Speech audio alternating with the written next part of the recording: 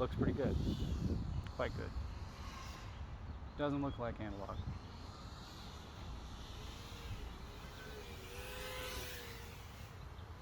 This might be a good time to talk about how everyone seems to have bias.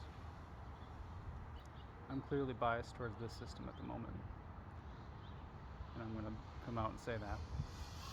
Others are biased towards DJI. In a normal world, I think having some bias is fine. The problem comes in when we try to trust independent reviewers to give us an unbiased opinion.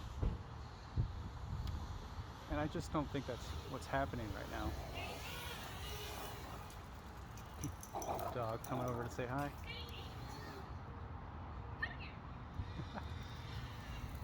What we have happening right now is people have bought into one system or the other, and we have factions. What we have is the main reviewer, Joshua Bardwell, has bought in heavily to the DJI system and has little incentive to work with a different system. He'll review it, sure, but he won't work with that system to try and figure out how to improve it.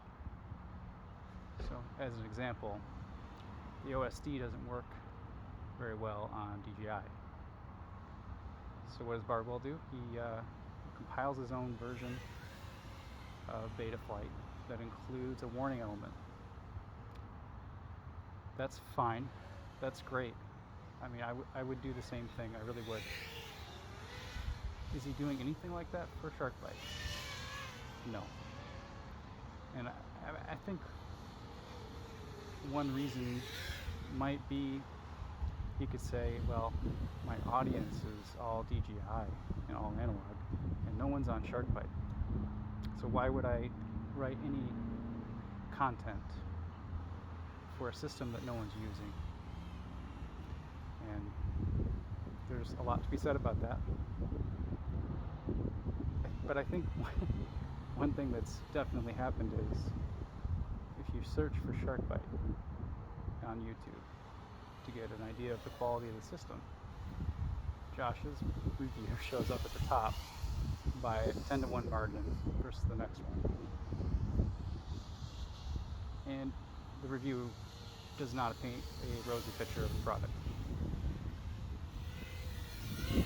So what he could do is come out with updates to the review as the product has been improving. He could try to change the lens out like I've done here. He could do a number of things, but he's not doing any of those because he doesn't need to. He has made up his mind already, and I guess that's okay. The problem that's not okay with that is there's no voice to help Shark Byte. There's no one that is as popular as he is to have a counter argument. And I think, I don't know if there is or needs to be either. He does a great job at everything. He's excellent for this hobby. But I think that does mean he needs to have a little bit more of a journalistic, unbiased approach to reviews. He should take that responsibility a little bit more carefully. We'll see if he changes. But until he doesn't change, I'm going to keep on providing a alternative viewpoint because the system really needs and deserves that. Anyway, so what's better about this system? The latency is almost identical to analog, and it does not change as you fly. That means it always feels locked in, feels very consistent. Anyone that flies, or should I say, anyone that plays FPS shooter games might know what I mean when I would say I'd rather prefer to have a consistent 60 frames per second lock than a system where sometimes I get 60 frames per second, and sometimes I get 80 frames per second, sometimes I get 100, sometimes I get 40. No, I'd rather just pick somewhere in the middle and lock it in, because I can't tune my hand and my whole inner loop, let's call it, of my what I see to what I control, my sticks, with something that's constantly changing. So point number 2, I think at this point it's pretty clear that Shark Byte and DiviMath are listening to what customers need.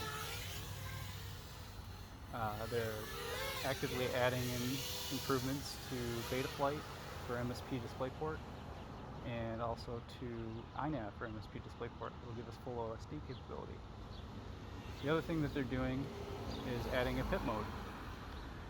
How do I know this? I am helping Carl at DiviMath with some of the questions about that mode, and that's going to be great for racers.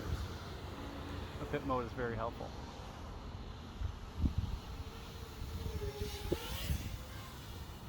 But yeah, this is HD. This is not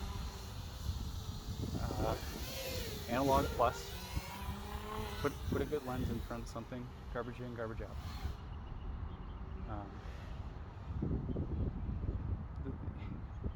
This thing needs to be given a fair shake. That's all I gotta say. Nice talking to you.